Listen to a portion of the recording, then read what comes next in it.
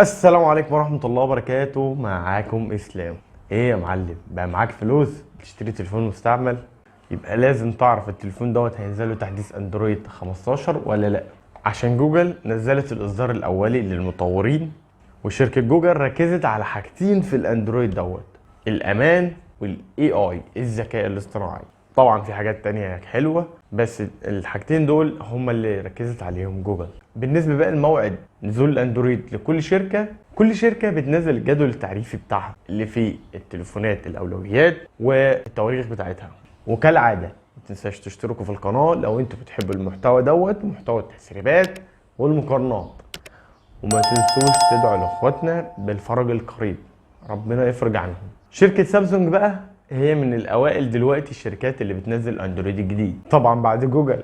انا بقى هعمل كام فيديو كده اهودي عشان اعرفك كل شركة مختارة تليفون ايه عشان ينزل له تحديث اندرويد 15. الفيديو دوت هتكلم على سامسونج One UI 7، وهنبتدي على طول في قائمة التسريبات. اول حاجه طبعا على راسهم، اول حاجه بقى كده على راسهم عائله الاس 24، الاس 24 والاس 24 بلس والاس 24 الترا، وعائله الاس 23 وعائله الاس 22 وعائله 21. طبعا من ضمنهم هواتف الفان اديشن الاس 21 اف اي والاس 23 اف اي، وطبعا اللي هينزل اس 24 اف اي. وتاني حاجه عائله الفولد، فولد 5 وفولد 4 وفولد 3، وعائله الفليب، فليب 5 وفليب 4 وفليب 3. ندخل بقى في عائلة الاي، الفئة المتوسطة واللي تحت المتوسطة، A73 و A72، وننزل شوية ال A55 وال A54 وال A53، وننزل كمان شوية ال A35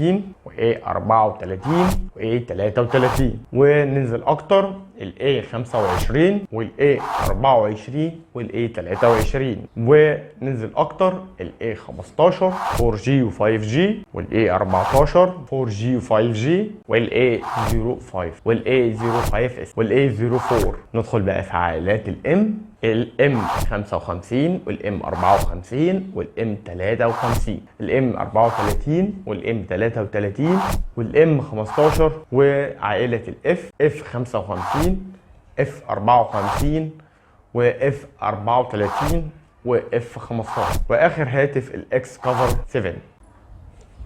نرتاح شويه، معلش القايمة كبيرة شوية، ودي طبعا حاجة المفروض تفرح بس الفيديو كبير شوية. ندخل بقى في التابلت، تابلت اس 9 اف اي بلس، وتابلت اس 9 اف اي، وتابلت اس 8 اف اي بلس، وتابلت اس 8، وتابلت اس 6 لايت 2024، تابلت اي 9 بلس، وتابلت اي 9، واخر حاجة تابلت اكتف 5. انا بقى كده خلصت كلامي. لو بتحب المحتوى دوت ومحتوى المقارنات والتسريبات، اشترك في القناة ويشرفني ان انت تكون معايا.